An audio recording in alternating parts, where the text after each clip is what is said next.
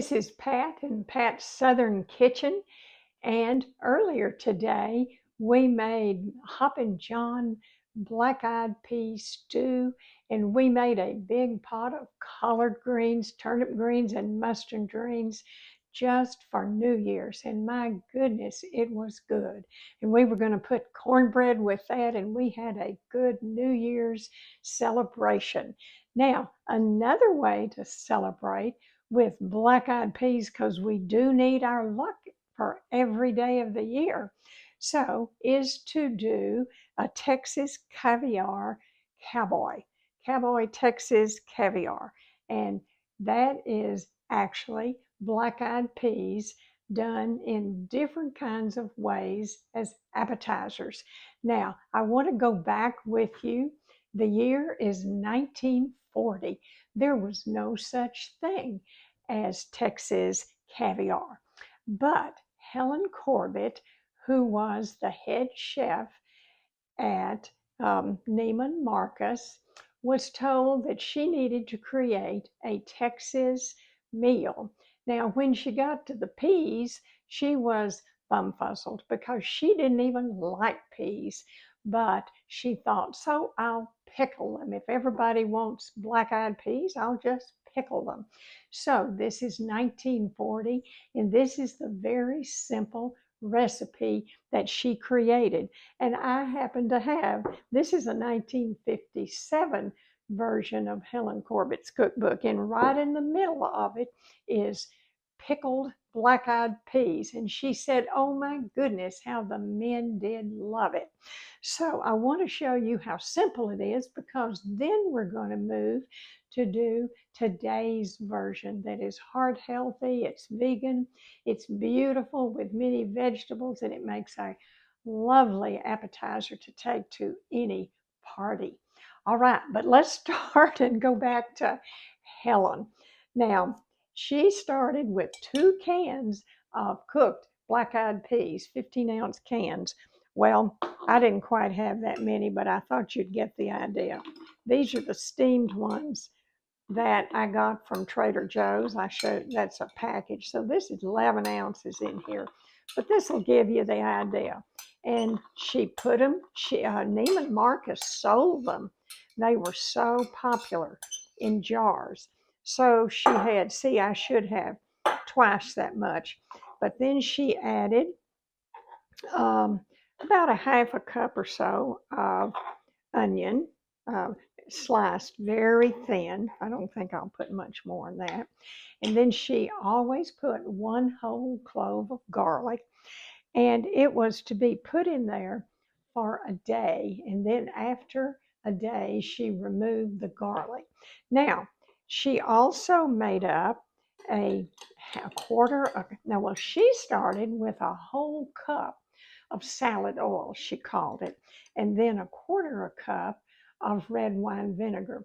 Well, we know today that is not necessary to have that much oil in something. So I started here with a quarter a cup of olive oil, and then I added red wine vinegar, a quarter a cup. So we're going to pour that in there. And I added a little salt. I just sprinkled tidbits in, and several cracks of ground black pepper. And so that pretty much basically was her first caviar. And I just thought you might like to see what all of the hullabaloo was about. And I think, see, you would mix it up, and you would definitely have more peas in there, but you do drain your peas. And so then you'd clean up the jar, and then you'd have a lovely gift to take to somebody. Now, we're going to move in just a moment to today's version that is beautiful. So I'll be right back. All right, we've moved over to the counter so that I'm going to introduce you to today's version of Texas caviar. Now, it can be a dip, it can be an appetizer, it can be a salad, it can be whatever you choose for it to be, but it is extremely healthy, and it's full of wonderful fiber. So let's see what, as I said, these cast of characters. Let's see what's going to go in this salad bowl. We have corn. Now that can be canned corn, or it can be fresh frozen corn or corn off the cob. But there's a can of, I put a can this time of that. There's black beans with 2 or 3 corns in them. But the black beans add lots of wonderful fiber, and they're very pretty and attractive. And then we have um, the black-eyed peas. And I told you earlier in the other video that I had a place for Trader Joe's black-eyed peas, and these are steamed, so I didn't have to cook them. So I've got 1 package of that. Then for color, we're going to add this beautiful orange bell pepper, and it is so sweet. And then we're going to add a red bell pepper because it's so pretty and sweet. And I've got green bell pepper I may use or may not. That may be too much. And then I've got avocado that we're going to put right on top when you get ready to serve it. And then I've got red onion because it's just so pretty and it gives you that onion flavor. And then I also have what I call chives. It's the green, it's the ends of the little new onions, the green onions. And so I have a little bowl of that. Let's see. And right here, hidden down here, is a whole fresh jalapeno. I took the seeds out, and you definitely may want to use this or may not want to use this, or you may use just a quarter of it, but it's up to your personal taste. But I put a whole one here, and we'll see what we're going to do. And then I've got a little tomato that I have chopped up, and we're all about color and healthy. So I'm going to place them in this bowl, and I'll be back in just a moment. All right, I have put together these beautiful vegetables. I want you to look at this. Doesn't that make a lovely bowl? Now I'm going to mix them in just a moment, but I wanted you to see them in all of their colorful beauty. And so now what we're going to do is I have partially created a little dressing, and I'll tell you what's in this bowl right now. I've used 3 tablespoons of apple cider vinegar. I've used 2 tablespoons of olive oil, and I like to use the one sometimes that has the garlic in it. And I've used the juice from 2 limes, fresh limes. So that's what's in there now. Now I'm going to add the spices, and what I have is a half a teaspoon of cumin. So I'm going to put that in, and we want all of these to blend now. And I'm going to put a teaspoon of chili powder. So there we go. And I'm going to put a half a teaspoon of garlic powder. So we'll put a little of that in there. All right, and then I'm going to whisk it together. There we go. Oh, I didn't add salt, and this is just a pinch of salt. So it's salt to your taste. So however you like it is how much you put. Okay, now we're going to mix all this. This is fun. So I'm going to lift out some of this cilantro because my family doesn't particularly care for very much cilantro. And I haven't put in yet the jalapenos. I may do that at the last minute.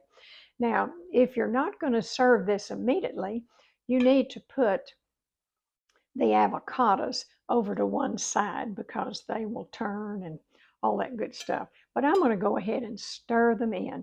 So here we go. We're going to toss it over. I just thought it was too pretty to mix to begin with. So, and we've got those peas in there. There they go. And that's that good luck stuff. Isn't this beautiful?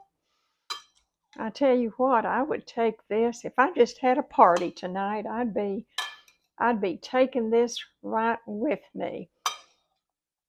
but I can see this coming up in the next few days. Now, you can store this if you don't put the avocado in there.